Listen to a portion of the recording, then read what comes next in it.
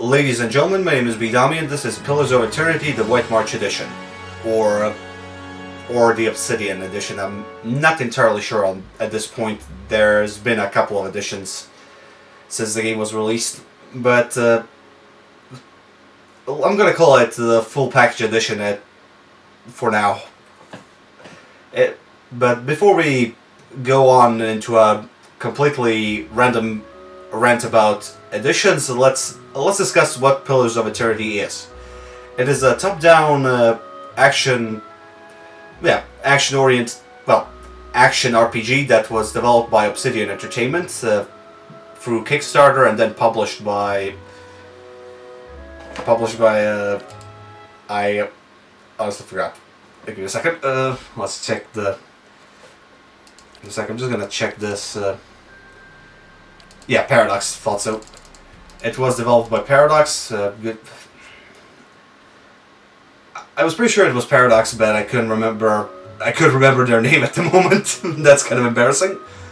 Anyway, this is a top-down RPG developed by Obsidian Entertainment, whom you might know as the developers of Fallout New Vegas and the actual developers of the original Fallout franchise. I mean, they developed it as Black Isle Studios, or oh wait, what's the Black Isle? Anyway, it was the former developers who created the Fallout franchise, and then sold it to, well, then they fell out because of their publishers' mismanagement, and they created a new studio called Obsidian. And anyway, back on topic. We're going to look at their Kickstarted passion project they were creating through Kickstarter, and hopefully enjoy the game as we do so. It's honestly a very good throwback to the old RPGs from the 90s mostly and early 2000s, such as Baldur's Gate and the Torment, Tides of Numenera, or is it Tides of Numenera Torment?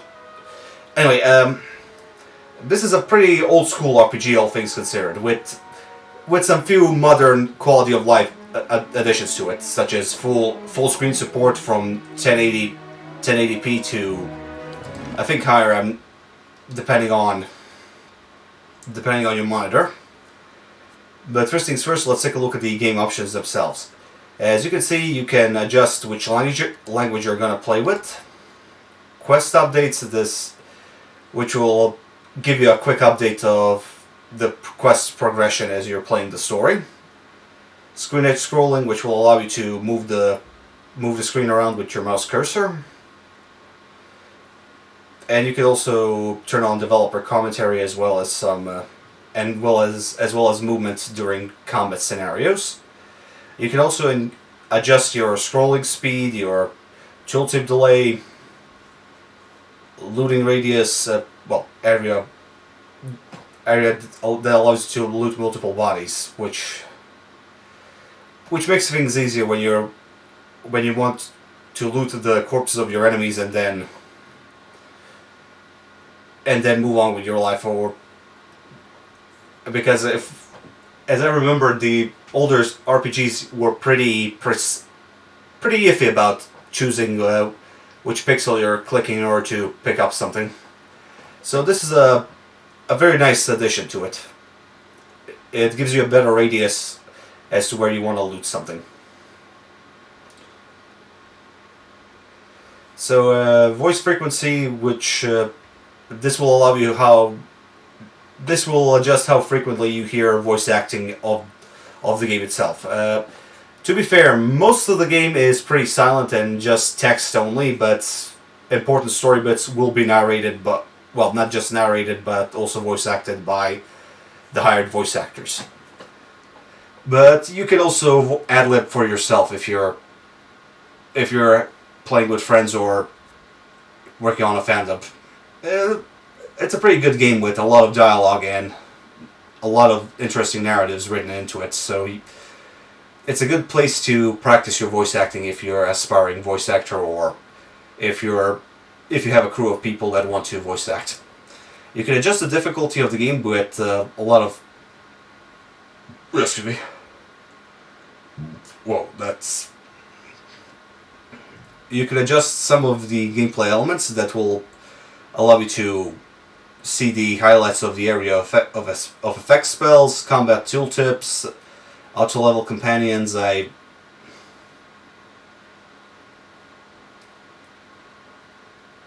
wouldn't recommend that you play... I would recommend that you leave this on if you're playing for the first time, but if you play this once or twice, and you have a particular build in mind for your characters, for your party members, you go click this off.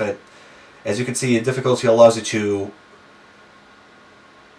turn on or off some additional help and heads-up display elements. Auto pause will, as the name suggests, pause the game automatically when certain criteria are met. For example, if your character gets killed or injured, the game will pause itself. Or if you enter a combat scenario, it will turn everything on. It will stop the game and let you readjust your strategies. Well, you can also do this manually with the press of a button. So you can turn all of this off for all it's worth. It's a nice addition, but if you have a dedicated button for it, you will recognize when you want to pause the game and when not to. Graphics, as well, they're a bit small. Not much on adjustment size, but the important bits are here. The graphical quality and, well, the graphical resolution as well as graphical quality can be adjusted here. So VSync can be turned on or off. Colorblind mode can be turned on or off. Big heads can be pretty useful if you're trying to click on a particular character. And you can also adjust your scaling, gamma, frame rate limitations. Well, you can adjust everything to your personal preference. Sound options, lovely. Everything has a separate slider, as well as a master volume. I would recommend that you keep this, voice and effects to the maximum and music to 30 or 40. Not saying that the music is bad. It's wonderful to listen to. It's just pretty loud, so adjusting it to be a little bit lower so you can hear the conversation or spell effects or sound cues for enemy attacks is a good thing. Music, really, but all in all, great music and sound effects all around. Control scheme, everything is readjustable to a specific button to your own personal preference. Unless you're rather specific about your control schemes, I would recommend that you keep the default command scheme. It's pretty player friendly and pretty easy to learn and use. Granted, you can play this game with just the mouse and not much else. But anyway, these are the control options and the options menu in general. All in all, it's a pretty well optimized game for the PC. And to be fair, it was designed for the PC first. I'm not particularly sure if they ever added it to the consoles, but I'm honestly glad that this game is working well on the PC. And as I was already saying, there were a couple of editions released in the last few years as the game was not only praised by critics and fans alike, it also got a few DLC packages with it. For example, the most well known is the White March expansion, which was sold as two-part DLCs, White March Part 1 and White March Part 2, since they were developing them, since they weren't sure if how well the game would sell with the DLC. So luckily I did get the free version from Epic which included both the expansions, and now that I think about it, it's kind of kind of ironic that I purchased the base game 2 weeks before it was released on Epic for free. So yeah, it's kind of infuriating. But I've been playing this game for a while now, not just on not just on my own PC, but also at my friend's place when I had the chance. And honestly, I fell in love with this game. It's a very well written and designed game that celebrates what RPGs used to be. And I'll show you what I mean by that momentarily, but first let's just take a look at the new game. What happens when you start the game. It offers you different difficulties, from story-focused gameplay, where combat is just very simplified and one click, one hit, one kill of every enemy. Basically, you're indestructible in this mode. You're basically just playing the story, and combat won't do anything to you. Easy mode will increase the enemy difficulty and some frequency and some enemy frequencies, as well as their abilities they can use, and that's pretty much how it goes for every difficulty. The harder it gets, the stronger the opponents, the more spells and abilities they can use, and their mixture and unit compositions as well as frequency of certain enemies is increased.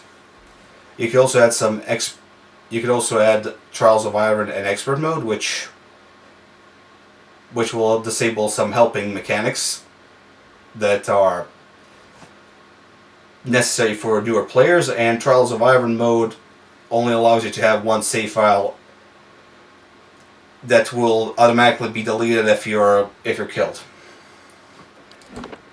But that's not the only part of the game. I'll show you when we start playing. So I'm gonna go with. As I said, I purchased this before I had the game for a while, and but I installed the Epic Games version, so I'm playing this from scratch. But I'll give the game's credit. This is one title I don't mind having on This is one title I don't mind having on multiple accounts. That's how good the game is. It has an interesting story. It has good mechanics that really keep you interested and focused on continuing and improving your character, as well as an entertaining combat system. And this is the important thing I have to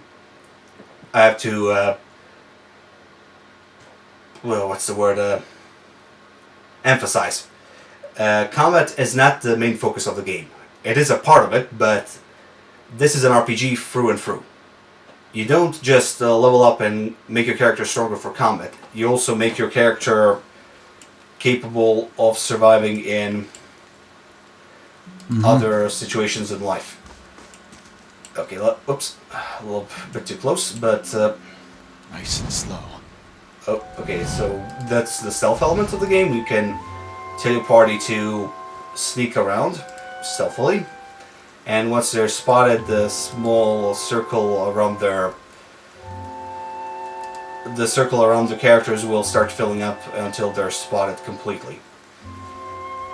Now the thing about this game is you're an adventurer for the basic. You're an adventurer, and you're gathering up. Your job is to gather party members and stop an evil cult from doing something they're planning to do. I don't really want to spoil the story too much for anyone, but the idea is your character will gather different party members and then explore the world, talk to other people, and fight enemies in order to restore not only peace but also save the world. That's pretty box standard, all things considered, but the way the story is presented is what makes it interesting. Just look at this. You can investigate the areas, read a bit about the world. For example, strange symbols as red and rough as scraps, and have been yada yada yada. Anyway, you can explore the area, learn more about the characters you're playing with, and as you can see, our character got spotted right now. Okay, give me a second. I'll try to get a bit closer. As you can see, our tank here is not spotted yet, and our main character hasn't been spotted either. So when the enemies see you, they will slowly start investigating the area, and the yellow circle around you will start to fill up. Once it's filled up, it will start filling up with red, and when it's fully red, your character will be spotted. So if you have a stealthier character, you could actually put him in front of the team at a choke point, and that will slow the advancing enemy down. While your ranged characters such as mages and archers can just do some damage from a distance. And speaking of characters, let's finish this combat scenario by focusing our forces on let's focus on one single character at the moment. Give me a second just to see which spell should I use. Okay,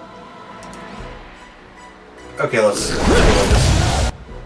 As you can see, this is a very old school type of combat scenario. Not scenario, but system. Instead of just clicking on your enemies or holding the attack button on them, you click them once and your characters will engage in combat with them, which is semi-turn based. After each attack, you have to wait for a couple of seconds, as you can see by the yellow bar under the health bar of my mage here.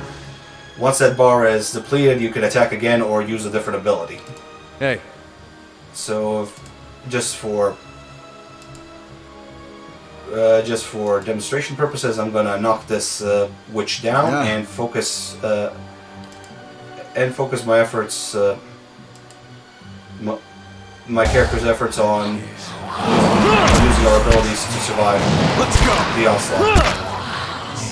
And that was relatively speaking quick. Sure. So, as you can see, combat is pretty old school when all things considered, but it's pretty fun. I'm not gonna lie. But that's not the core mechanic of the game. The game's main mechanics are talking to other characters and playing the role of your character, basically.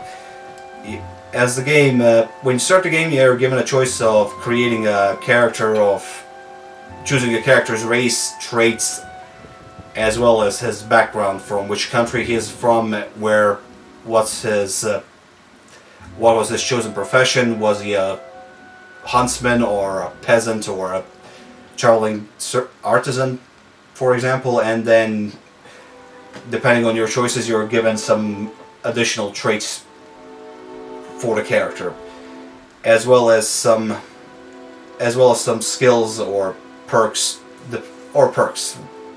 Well, this time it's skills, but I call them perks because they will affect most of your.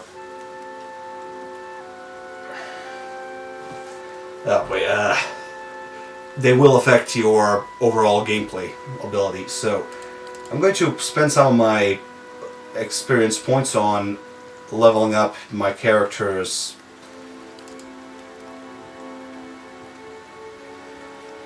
Let's see. My character's abilities in stealth, as well as mechanics and lore, as well as athletics, which will give him extra endurance, which is his health in this particular case. And whenever you level up, you will also get a different category to level up. Skills are pretty frequent. Class-based powers and abilities are also pretty frequent, but you can also get some additional talents, or you can also unlock some additional talents or mechanics as you level up. So, as you can see, with every level you get unlock a different tier of powers, In this case, I have Tier 1 and Tier 2 unlocked, where I can choose which ability I want to use. For example, I think I'm going to use this Psycho-Vampiric Shield, which allows me to use my target's strength against it. So it will steal some of its mental power and give it to my character, and then use it as a shield when I'm attacked. That's one ability, and the second one would be Recall Agony, which will reapply a certain percentage of all the previous damage to the enemy again. This is it's a pretty interesting gameplay mechanic. Well, pretty standard for an RPG, but what makes the thing interesting is, depending on your class, you will have depending on your class and race, you will get some different abilities depending on the class. You can, for example, have a human Cypher, which is my current class, which is a warrior psychic of sorts. I use telepathic or telekinetic attacks on my enemies to bind them, deal some damage to them, and then finish them off with some physical damage. But if I was a different type of a different race, I'd have some different abilities as well. And so, as you can see, I have and that's not the only thing. Your race and class will also affect how people react to you in the world. If you're a demigod or a godborn, as a godborn race such as myself, people will either look at you with fear and contempt or with awe and worship, depending on the side of the world you're on. So let's just leave the map for a second. Give me a sec to see where we can. I think we can leave through here. Depending on where you leave the map, you'll be allowed to visit specific areas. So as you can see, I'm currently leaving from the south side, which allows me to visit this area or go back to my previously visited areas. Unless I leave through. So if I haven't explored the area before the map I'm currently visiting, as you can see, I haven't explored it completely yet. But every corner of the map has an exit to it, and depending on the exit you take, there will be a different area unlocked for the player. As you can see, this is my current route I can take. No matter where on the map which side of the map I leave, I will be able to revisit these areas that I discovered. Unless I leave, and if I want to visit some of these grayed out areas, I'll have to exit on a specific part of the map. This is honestly a pretty good addition to the game, in my opinion. It encourages you to explore the area and not just run from one area to the next. Oh. Okay, this is dangerous for now. As you saw, we had some spiders over there, and I'm not sure if our levels are high enough to actually deal with them. What was I saying? This is something I like about these types of games. They're not completely open worlds. It's just it's a big series of smaller maps condensed to one bigger map. And depending on your personal preference of where do you want to go, you will discover certain areas sooner rather than later. Granted, if you want, the fact that you're visiting certain areas is not always a good thing. For example, you can visit an area where opponents' levels are too high for you.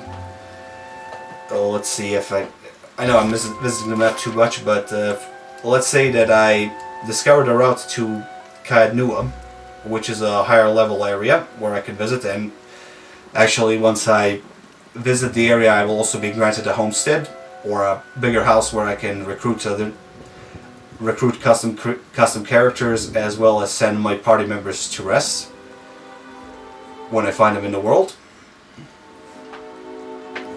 You'll be allowed at you can create your own custom characters, but that's not the point. Every area has a specific level cap to it, and this is something that I really like about the game. The game doesn't adjust. It doesn't adjust the level. The enemy levels are not adjusted to the player automatically. You can go and fight the enemies if you wish with underleveled characters, and if you have enough of them, if you have a big party, you can actually kill your enemies with some difficulties, but you will manage to beat them. That's a given.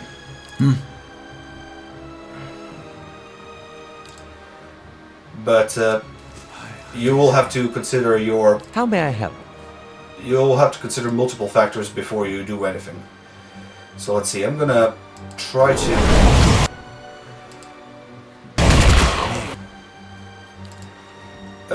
survive this combat scenario right now. And as you can see, our characters are not taking direct health damage first and foremost. Their portraits are taking a beating, which indicates their endurance. So once the character's endurance has been reduced to 0, he will fall over unconscious and lose a specific portion of health, which allows you to actually survive bad encounters. Look, damn it! We gotta take better care of Aloth. Yeah, as you can see, they're knocked down, and once that happens, you still have a chance to save your party members by simply defeating the enemies in the area and then reviving them. Granted, I kind of wish that the game had a more dynamic camera to it. As it is, I'm kind of stuck on. I cannot turn my camera to see at a better angle, unfortunately.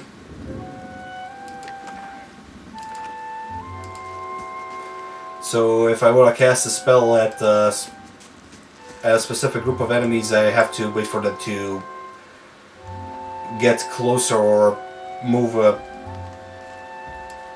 And yeah, the camera is more or less fixed on this angle. So if you want to take down your enemies down from a different angle, that's going to be a hard thing to do. But anyway, as you can see, this was the combats. This is mostly the combat of the game. I'm just gonna leave this area for now, and let's visit the settlement where we can talk with other people and demonstrate the better qualities of the game itself. So as you leave the area, some time will pass, and depending on the length of the travel, you will enter the village or a settlement or a forest at a certain time of day and encounter different enemies or different characters because of their daily lives or routines, all things considered. And depending on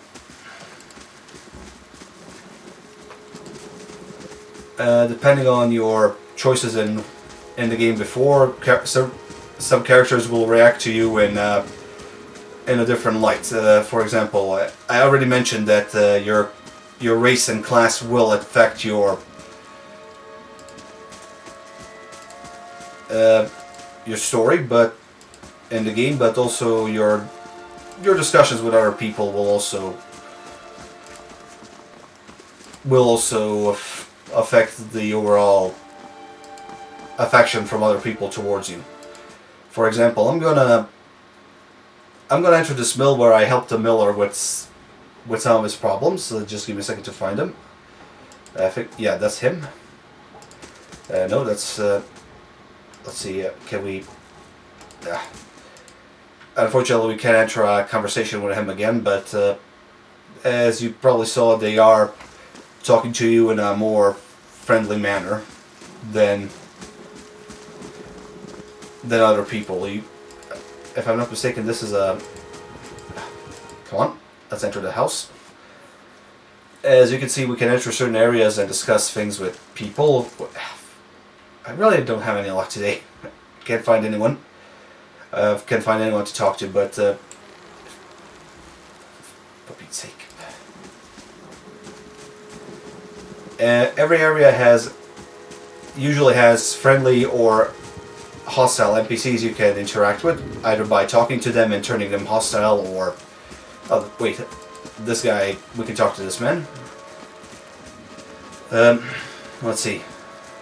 Can we talk to this? Yeah, we can. As you can see, this is the part I was talking about when writing comes to its finest. Characters will have long dialogue options, and so will you. You can discuss. Whatever your problem, it sounds like a matter for an animancer. However, the only animancer in Gilded Vale isn't in any condition to speak. Consider yourself fortunate. But if you're set... Okay, I'm just gonna skip the dialogue here a bit, but as you saw, some characters will be voiced, and this will allow you to... This will indicate that this is a story-related mission or a conversation, so if you're planning on doing side quests, wait before you converse with them again. Let them give you the quest or something, but you can then go around the area and discover more about the locals, and as well as the buildings. For example, this is a dungeon we can visit to level up a bit, as well as get some pretty decent equipment. But also we can find the inn where we can discuss things where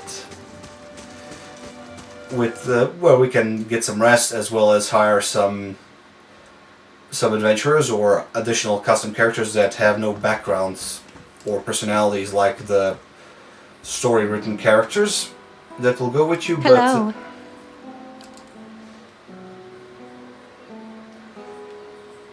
Okay, let me just demonstrate. As you can see, you can hire adventurers and additional characters to help you along the way through the story. And this will cost you a few gold pieces, but you can also manage your party from your household or an inn. But as I was saying, this is the particular part of the game that I actually enjoy. It's as I said, the combat is just the icing on the cake. While the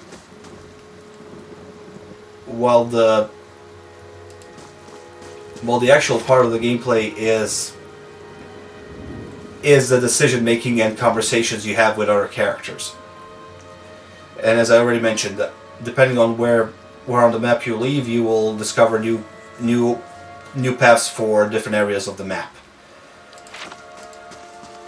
And depending on your dialogue choices and appearance, or religion, or class, certain characters will treat you either favorably or negatively. And if you have enough points in, if you put enough points into specific skill sets, you will be able to steer a conversation to a more favorable outcome for yourself, or you can just insult them and start a fight with them, which is pretty fun pastime, all things considered. But if you're not leveled enough or don't have the right equipment, you will be killed rather quickly. So consider your fights carefully before you enter them.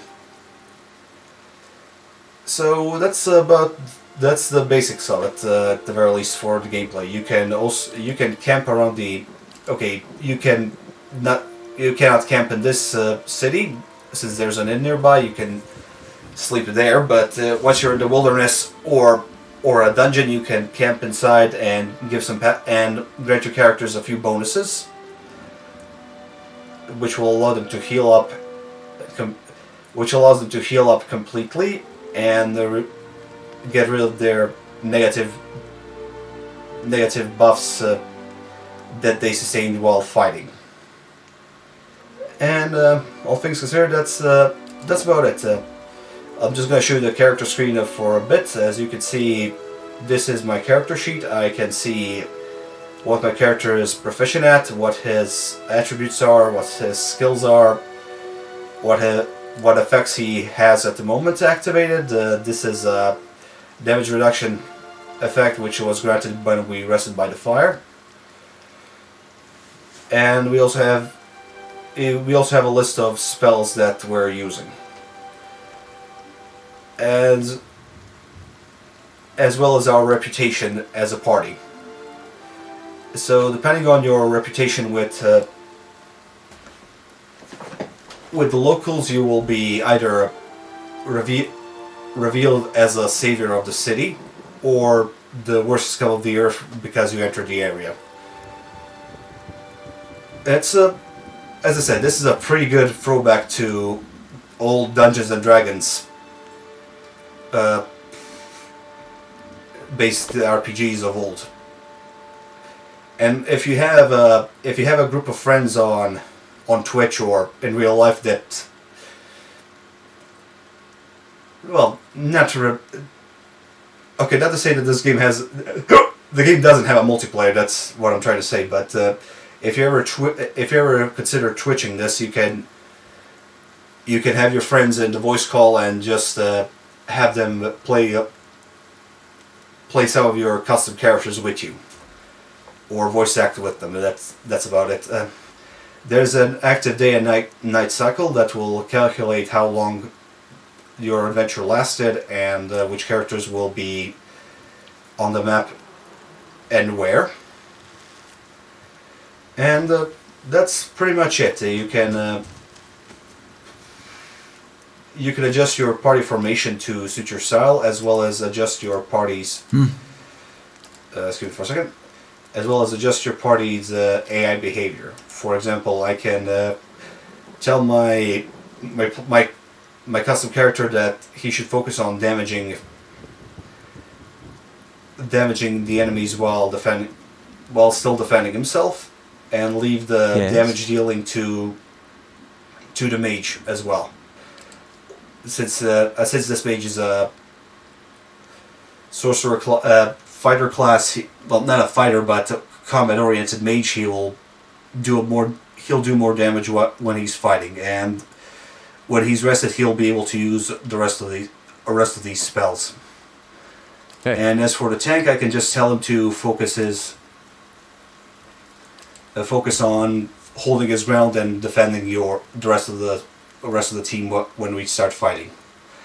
We could also switch our weapon sets from melee to ranged, or a different weapon set altogether if we have a ranged oriented class that has a bow and arrow as well as a pair of pistols. So we can switch that as well. And that's I think that's about it when it comes to the game. It's a really fun game, I'm not gonna lie. The combat is very satisfying, but the meat and potatoes of the game is the RPG elements. Once you create a character, you have to accept the fact that not every choice in the game will be open to you. For example, my race denies me the ability to actually talk to certain people or give them a specific answer, since I'm deaf godlike. In this case, they won't listen to me no matter what I say. If I was an elf, I could probably get on friendlier terms with a few other elves, but yeah, depending on your race and class, things will turn out differently, and that's beautiful. I have a role and I have to play it, and that's perfect. That's what an RPG is supposed to be, a role-playing game, not an action-oriented adventure where the main focus is just kill everything in sight and get stronger while doing it. Well, granted, this game also has those elements, but it's not combat oriented per se. It has combat, but you will have to play a role in the story. And with that, I think that about covers everything everything in, at least covers the basics of the game when it comes to it. There is a sequel to this game that was already published some time ago as well. And honestly, I would recommend that you purchase the game when it's either on sale, with all of its DLC included. It's a really fun game for anyone who loves an RPG. It has a good writing, it has good voice acting and music, and the map and the areas designed for every map are beautiful to look at, and the enemies are quite unique when we get down to it. You have animals, humanoids, insects, and a couple of golems, as well as ghosts. It's a good mixture of all the classical enemies you will encounter in a fantasy RPG. And that's about it, honestly. I honestly couldn't recommend this game more than I already have it. It's a good throwback to all the old RPGs of old, with quality of life improvements. And yeah, if you see the game on sale, go buy it. It's pretty frequently on sale, if I do say so myself. I would recommend that you get the complete package with all the DLCs included, and yeah, that's honestly it. I honestly have no idea what to say anymore, except for thank you very much for watching. My name has been Bedomy, and good night.